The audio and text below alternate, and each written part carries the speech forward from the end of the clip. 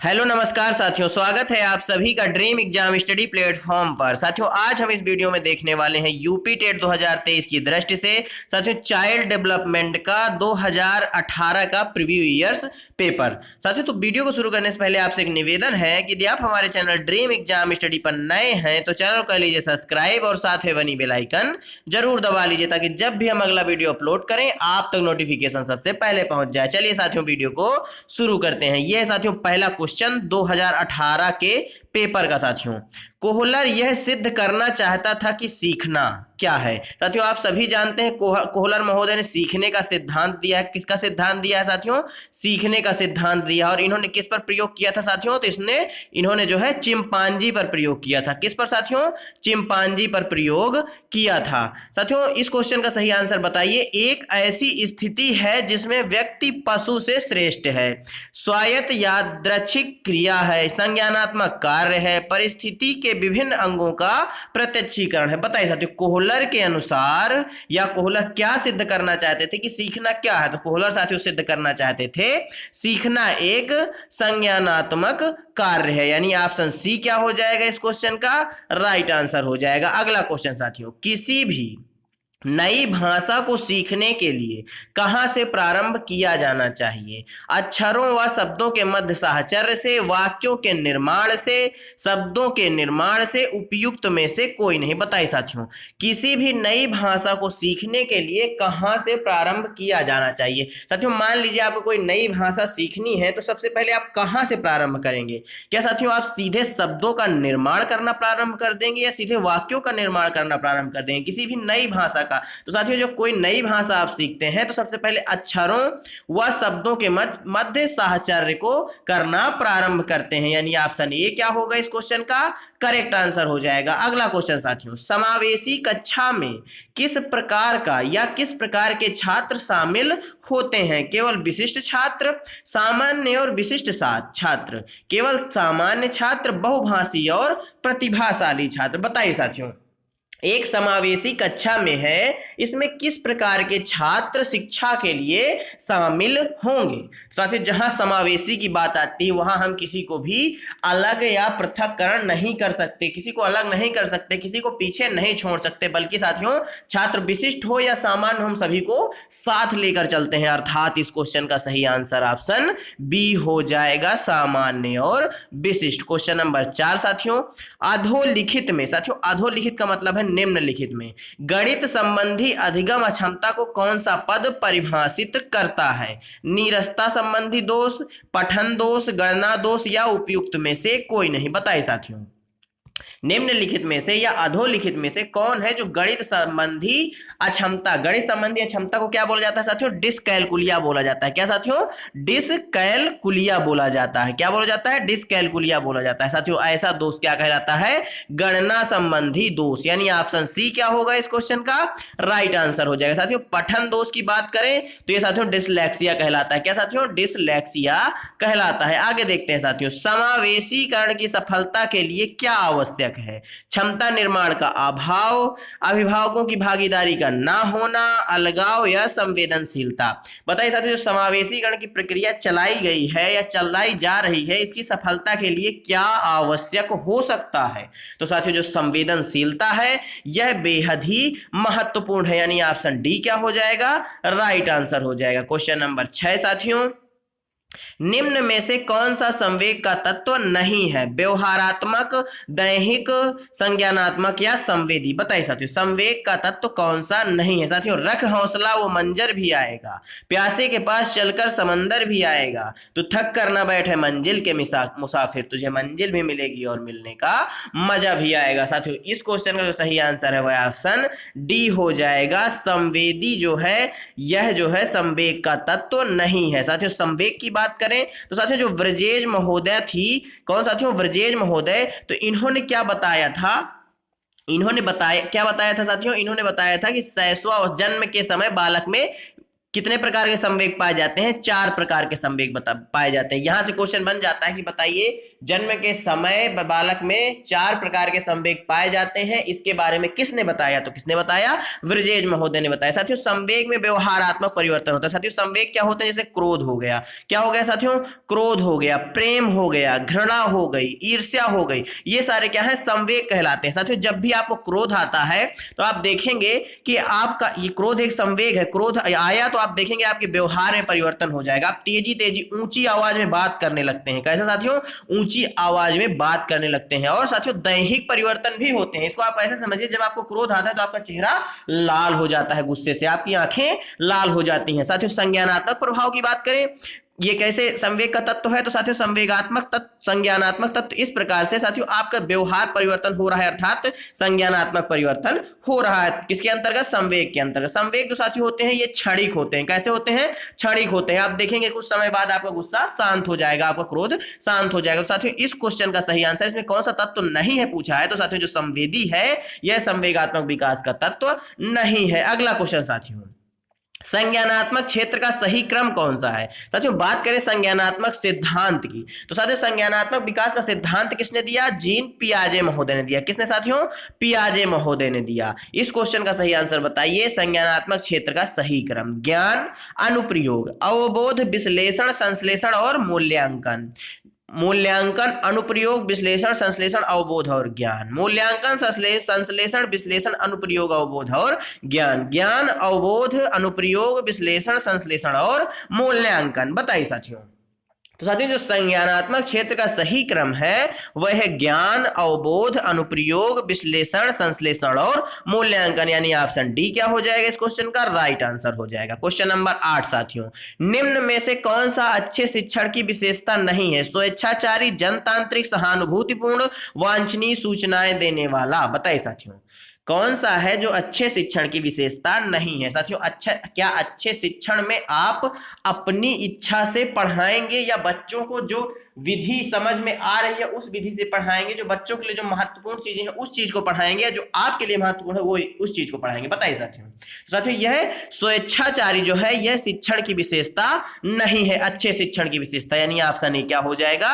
Correct answer हो जाएगा। अगला क्वेश्चन साथियों, अभिप्रेरणा का प्रत्याशा सिद्धांत किसके द्वारा दिया गया? विक्टर ब्रूम के द्वारा, मैस्लो के द्वारा, हर्जबर्ग के द्वारा या स्किनर के द्वारा? बताइए साथियों अभिप्रेरणा का प्रत्याशा सिद्धांत किसके द्वारा दिया गया? बताइए।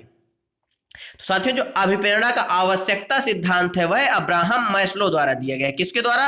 मैस्लो द्वारा दिया गया। जबकि जो अभिप्रेरणा का प्रत्याशा सिद्धांत है यह विक्टर ब्रूम द्वारा दिया गया, यानी ऑप्शन ए क्या हो जाएगा इस क्वेश्चन का? राइट आंसर हो जाएगा। बात करें साथियों स्किनर महोदय की, तो इन्होंने किस चीज का सिद्धांत दिया साथियों? इन्होंने क्रिया प्रसूत अनुबंधन सिद्धांत दिया। और इन्होंने प्रयोग किस पर किया साथियों? तो इन्होंने चूहे और कबूतर पर प्रयोग किया था। अगला क्वेश्चन देखते हैं साथियों, अग्रिम व्यवस्थापन प्रतिमान किस परिवार से संबंधित है? वैयक्तिक, सामाजिक अंतःक्रिया, सूचना प्रक्रियाकरण या व्यवहार परिमार्जन? बताइए साथियों। साथियों व्यवहार परिमार्जन या व्यवहार परिवर्तन की प्रक्रिया क्या कहलाती है? सीखना कहलाती है। साथियों इस क्वेश्चन का सही आंसर हो जाएगा सूचना प्रक्रियाकरण जो है यह व्यवस्थापक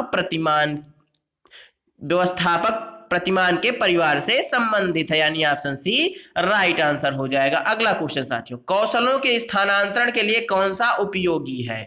कौशल अंतरण एक गति है ना कि उद्देश्य। रेखी अभिक्रम, साखी अभिक्रम, तैयारी और अर्जन। बताइए साथियों कौशलों के स्थानांतरण के लिए कौन सा है जो अत्यंत उपयोगी है? तो साथियों कौशल अंतरण एक गति है ना कि उद्देश्य है, ऑप्शन ए क्या होगा?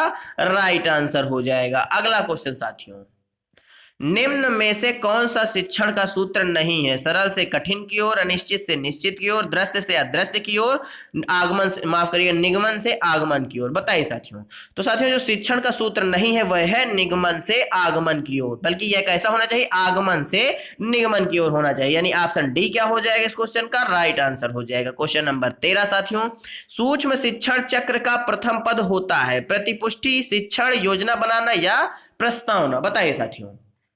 साथियों सूक्ष्म शिक्षण चक्र का जो प्रथम पद होता है वह होता है योजना बनाना, यानी ऑप्शन सी राइट आंसर। अगला क्वेश्चन साथियों, निम्न में से कौन सा अवबोध स्तर के शिक्षण में शामिल है? पृथक्करण, अनुप्रयोग, तुलना या अन्वेषण? बताइए साथियों, अवबोध स्तर के शिक्षण में कौन सा है जो शामिल है? तो साथियों जो अन्वेषण है यानी जो खोज है वह इसमें शामिल है। ऑप्शन डी इस क्वेश्चन का राइट आंसर हो जाएगा। अगला क्वेश्चन साथियों, शैक्षिक सुधारों में प्रभावी विकेंद्रीकरण तभी संभव होगा जब खंड व सकुशल संदर्भ केंद्रों की भागीदारी बढ़े, स्थानीय संदर्भ व्यक्ति उपलब्ध हो, अध्यापकों के पास संसाधन और प्रासंगिक सामग्री भी मौजूद हो। बताइए साथियों, शैक्षिक सुधारों में जो प्रभावी विकेंद्रीकरण है वह कब संभव है? साथियों विकेंद्रीकरण शब्द आया है तो इसका साथियों जो मतलब है वह है किसी एक बिंदु पर केंद्रित ना होकर, क्या साथियों, किसी एक बिंदु पर केंद्रित ना होकर बल्कि सभी बिंदुओं पर ध्यान को केंद्रित करना, यह विकेंद्रीकरण कहलाता है। और इसी प्रकार साथियों केंद्रीकरण की बात करें तो सारे बिंदुओं का केंद्र साथियों एक बिंदु होगा, यानी सब कुछ जो है एक बिंदु पर केंद्रित होगा। इस क्वेश्चन का सही आंसर ऑप्शन डी हो जाएगा, यानी ए, बी और सी तीनों कथन सही है, संभव है, होगा। नेक्स्ट क्वेश्चन साथियों, एक छात्र पढ़ रहा है, उसका नाम लेकर किसी ने बुलाया, निम्न में से किस संवेदना द्वारा वह छात्र अपनी अनुक्रिया प्रकट करेगा? दृष्टि संवेदना, स्पर्श संवेदना, ध्वनि संवेदना या प्रत्यक्षणा संवेदना? बताइए साथियों, एक छात्र पढ़ रहा है, उसका नाम लेकर उसको किसी ने बुलाया। मान लीजिए साथियों आपकी कक्षा में एक छात्र पढ़ रहा है, मान लीजिए उसका नाम राहुल है, तो आपने बुलाया राहुल, तो साथियों वह जो है किस संवेदना द्वारा अनुक्रिया को प्रकट करेगा? तो साथियों वह ध्वनि संवेदना होगी। जब वह साथियों सुनेगा कान से अपने, क्या साथियों, जब वह कान से आपकी ध्वनि सुनेगा तभी तो अनुक्रिया देगा, अर्थात यह ध्वनि संवेदना कहलाएगी। Option C correct answer. अगला क्वेश्चन साथियों, पियाजे के सिद्धांत के अनुसार साथियों प्राक संक्रियात्मक अवस्था की अवधि क्या है? साथियों क्वेश्चन को घुमाया गया है, आपको ज्यादा परेशान नहीं होना है। साथियों संवेदी पेशी अवस्था की समय अवधि क्या होती है? साथियों जन्म से 2 साल। प्राक संक्रियात्मक अवस्था या पूर्व संक्रियात्मक अवस्था की बात करें तो साथियों वह होती है 2 से 7 साल, यानी ऑप्शन सी क्या होगा इस क्वेश्चन का करेक्ट आंसर हो जाएगा। अगला क्वेश्चन देखते हैं साथियों, निम्न में से कौन सी बाद की बाल्य अवस्था के बौद्धिक विकास की विशेषता नहीं है? भविष्य की योजना की सूझबूझ, विज्ञान की काल्पनिक कथाओं में अधिक रुचि, बढ़ती हुई तार्किक शक्ति, काल्पनिक भयों का अंत? बताइए साथियों बाल्यावस्था के बौद्धिक विकास की विशेषता कौन सी नहीं है? तो साथियों जो भविष्य की योजना की सूझबूझ है यह बाल्यावस्था के बौद्धिक विकास में नहीं होती, यानी ऑप्शन ए क्या होगा इस क्वेश्चन का करेक्ट आंसर हो जाएगा। अगला क्वेश्चन साथियों, इनमें से कौन से मनोवैज्ञानिक भाषा विकास से संबद्ध है? माफ करिएगा मिस टाइपिंग है, पाउलो महोदय हैं, पाउलो, वीने, चोम्स्की या मैस्लो? पाउलो की बात करें तो इन्होंने शास्त्रीय अनुबंधन का सिद्धांत दिया है। वीने की बात करें तो इन्होंने बुद्धि का सिद्धांत दिया है। चोम्स्की साथियों भाषा विकास से संबंधित हैं और इन्होंने जो है सार्वभौमिक व्याकरण की बात कही है, सार्वभौमिक व्याकरण की व्याख्या भी इन्होंने ही की है। मैस्लो का भी हमने आपको पीछे बताया, आवश्यकता का सिद्धांत, अभिप्रेरणा का आवश्यकता सिद्धांत मैस्लो महोदय ने दिया है। ऑप्शन सी राइट आंसर हो जाएगा। अगला क्वेश्चन साथियों, थॉर्नडाइक ने अपने सिद्धांत को किस शीर्षक से सिद्ध किया? संज्ञानात्मक अधिगम, अधिगम के प्रयास एवं भूल, संकेत अधिगम या स्थान अधिगम? बताइए साथियों संकेत अधिगम, स्थान अधिगम या अधिगम के प्रयास एवं भूल या संज्ञानात्मक अधिगम? बताइए साथियों थॉर्नडाइक ने अपने सिद्धांत को, आप सभी जानते हो थॉर्नडाइक ने सीखने का सिद्धांत दिया। किसका साथियों? सीखने का या अधिगम का सिद्धांत दिया। इन्होंने अपने अधिगम के सिद्धांत के 3 प्राथमिक नियम दिए हैं सीखने के और 5 साथियों द्वितीयक या गौण नियम दिए हैं। इस क्वेश्चन का सही आंसर ऑप्शन बी हो जाएगा, प्रयास एवं भूल के सिद्धांत के शीर्षक के द्वारा इन्होंने सिद्ध किया है, जिसको साथियों यस आर थ्योरी भी कहा जाता है। आगे देखते हैं साथियों, गिरोह अवस्था किस आयु वर्ग एवं विलंब विकास से संबंधित है? 16 से 19 वर्ष एवं नैतिकता, 3 से 6 वर्ष एवं भाषा, 8 से 10 वर्ष एवं समाजीकरण, 16 से 19 वर्ष ये संज्ञानात्मक। बताइए साथियों किस गिरोह अवस्था किस आयु वर्ग एवं विलंब विकास से संबंधित है? तो साथियों यह जो है 8 से 10 वर्ष एवं समाजीकरण से संबंधित है, यानी ऑप्शन सी क्या होगा इस क्वेश्चन का राइट आंसर हो जाएगा। साथियों इसको विलंब विकास क्यों कहा जाता है, तो साथियों इस अवस्था में जो बालक का विकास होता है वो थोड़ा धीमा हो जाता है। क्या हो जाता है, थोड़ा धीमा हो जाता है, रुकता नहीं है साथियों, धीमा हो जाता है, यानी ऑप्शन सी क्या होगा इस क्वेश्चन का करेक्ट आंसर होगा। अगला क्वेश्चन साथियों, पियाजे के अनुसार संज्ञानात्मक विकास की तृतीय अवस्था निम्न में से कौन सी है। औपचारिक संक्रियात्मक अवस्था, पूर्व संक्रियात्मक अवस्था, मूर्त संक्रियात्मक अवस्था, संवेदी गामक अवस्था या संवेदनात्मक गामक अवस्था।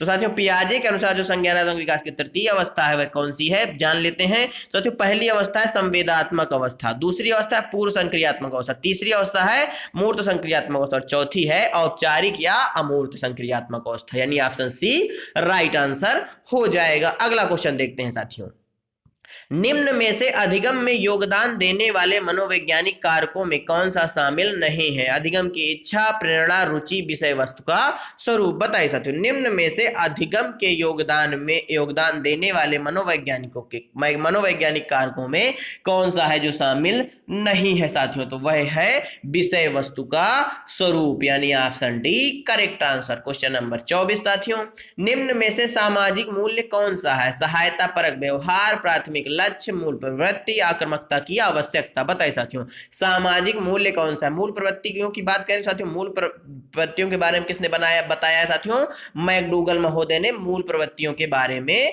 बताया। इन्होंने कितने प्रकार की, 14 प्रकार की मूल प्रवृत्तियों को बताया साथियों। इस क्वेश्चन का सही आंसर हो जाएगा सहायता परक व्यवहार सामाजिक मूल्यों से संबंधित है। अगला क्वेश्चन साथियों, पश्च अन्वेषण तथा साधन साक्ष्य विश्लेषण निम्न में से किससे के उदाहरण है। सतह शोध, एल्गोरिदम, मानसिक वृत्ति, प्रकारात्मक स्थिरता बताइए साथियों।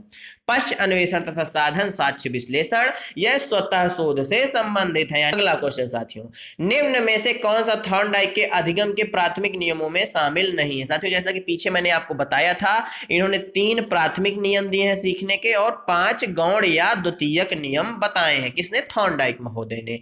साथियों जो साहचर्य स्थानांतरण का नियम है यह द्वितीयक नियम है, प्राथमिक नियम नहीं है। अभ्यास, प्रभाव और तत्परता ये तीनों नियम साथियों प्राथमिक नियम कहलाते हैं, यानी ऑप्शन ए राइट आंसर हो जाएगा। अगला क्वेश्चन साथियों, अनुकूलित अनुक्रिया सिद्धांत किसके अनुकूलन पर बल देता है। तर्क, व्यवहार, चिंतन या अभिप्रेरणा बताइए साथियों। तो साथियों जो अनुकूलित अनुक्रिया सिद्धांत है यह व्यवहार पर बल देता है, यानी ऑप्शन बी राइट आंसर हो जाएगा। अगला क्वेश्चन साथियों, क्रिया प्रसूत अनुबंधन का दूसरा नाम। समीपस्थ अनुबंधन, नैमित्तिक अनुबंधन, प्राचीन अनुबंधन या चिन्ह अनुबंधन बताइए साथियों। तो साथियों इसका पुराना नाम नैमित्तिक अनुबंधन है, यानी ऑप्शन बी राइट आंसर हो जाएगा। साथियों जो पावलोव का शास्त्रीय अनुबंधन का सिद्धांत है उसको प्राचीन अनुबंधन सिद्धांत भी कहा जाता है। इस क्वेश्चन का सही आंसर ऑप्शन बी हो जाएगा। अगला क्वेश्चन साथियों, निम्न में से कौन सी अधिगम की एक विशेषता नहीं है। अधिगम का अवलोकन प्रत्यक्ष रूप से किया जा सकता है। अधिगम व्यवहार में अपेक्षाकृत स्थायी परिवर्तन है। अधिगम प्राणी की अभिवृद्धि है। अधिगम एक लक्ष्य उन्मुख प्रक्रिया है। बताइए साथियों कौन सी है जो विशेषता नहीं है। बताइए साथियों, अधिगम प्राणी की क्या अभिवृद्धि है। ये क्वेश्चन साथियों मैं आपके लिए कमेंट बॉक्स के लिए छोड़ता हूं। कहां के लिए साथियों, कमेंट बॉक्स के लिए छोड़ता हूं, यानी आगे देखते हैं साथियों। धन्यवाद साथियों आप सभी का हमारे साथ बने रहने के लिए। साथियों आज के 30 क्वेश्चन हमने करवाए जो ये साथियों 2018 के प्रीवियस ईयर्स पेपर के क्वेश्चन थे। साथियों ये आपको कैसे लगे हमें कमेंट बॉक्स में जरूर बताइएगा। साथियों यदि आपने अभी तक हमारे चैनल को सब्सक्राइब नहीं किया तो प्लीज साथियों कर लीजिए सब्सक्राइब, इससे हमको साथियों मोटिवेशन मिलता है, और वीडियो को कर दीजिए लाइक। मिलते हैं साथियों आपसे अगले वीडियो में, तब तक के लिए जय हिंद जय भारत। अपना और अपनों का ख्याल रखिए, सभी का सम्मान करिए।